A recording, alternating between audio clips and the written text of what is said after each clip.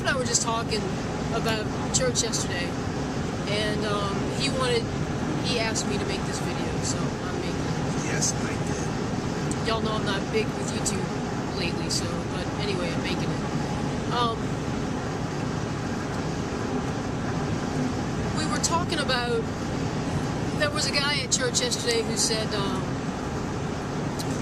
he was talking about how God is sovereign and how he doesn't feel bad for people who die without being born again and who go to hell because God already knows what they're going to do. Because he's Lord of all, basically. And I started thinking about that, and I knew that that was true, that he is Lord of all. It's in Acts, but I started thinking about it. And, in Romans it talks about how, God is the potter, and, does the clay say to the potter, why did you make me this way? And no. The Creator creates what he wants and does what he wants with the creation.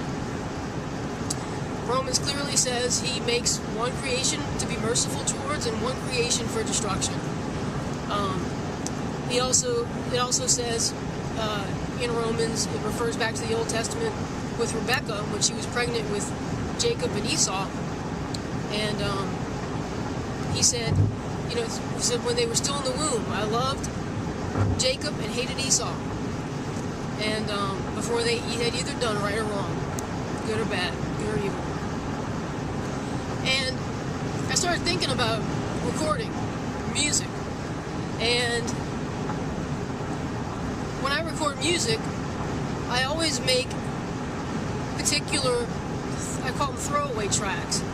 They're tracks that I create specifically to eventually throw away, because they help me do other tracks that I need to do and do them better than I otherwise would be able to. And I create them specifically to destroy them, basically. It's the same kind of thing. I create the track, I can do what I want with it. It's my track. God is the creator of us. He does whatever he wants with us. He's God. And who are we to think that we're equal to him and can question him? That's like my biscuit test. Yeah, you want to talk about your biscuit test? Okay, let me bring this down to the barbecue world, okay? It's like a biscuit test. When I'm testing my barbecue pit, I fire it up, I got 2 racks, and I get about 20 biscuits. And I put the biscuits, I place them out on both racks, close the door, and I cook them. I create cooked biscuits. And the whole purpose of those biscuits is not to eat them, not to pour gravy over them, not to make sandwiches, but for me to see how the cooker's cooking and where the heat's going and where the heat's flowing. So after 10 or 15 minutes, you open it up, and however brown they are, you can see where your hot spots are and your cool spots and all that other kind of stuff. So, and then I throw them away. So, people may think, what are you doing that? You're making biscuits. You can't throw them away. You gotta eat them. Put some gravy on them. Nope, that's not the purpose. I'm creating them for the purpose I need them for, and when that purpose is done, I throw them away.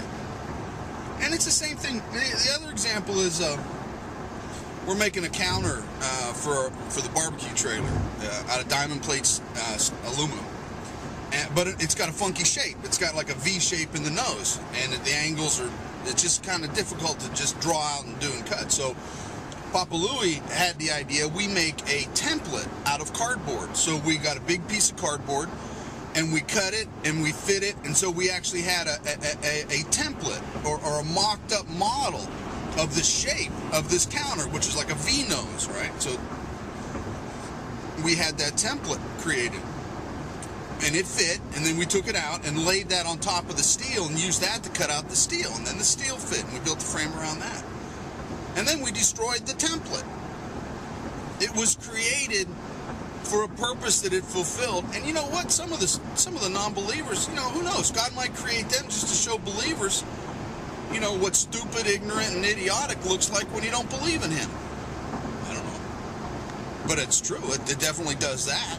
I mean, people that don't believe in God, it's a clear demonstration of how stupid some people are. That's all I got to say about that. Well, the thing of it is that, yeah, I mean, God is very strategic. He doesn't do things haphazardly. He has a reason for everything he does. And, for example, when he created Jeff, before the beginning of the world, he knew he was going to create Jeff. And he knew that Jeff was going to accept him and become born again. And he knew that Jeff would create the barbecue that would rock the world. Right.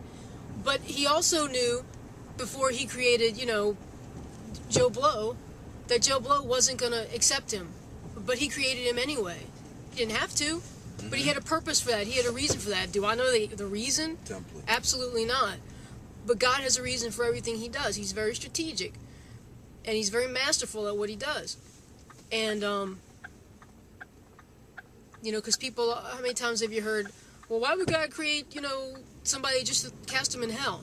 I don't know the answer to that, but he does it. Well, I don't know what the actual reason is, but he has a reason. And, I don't know, that's just kind of what we were talking about, that he's God. He's the creator.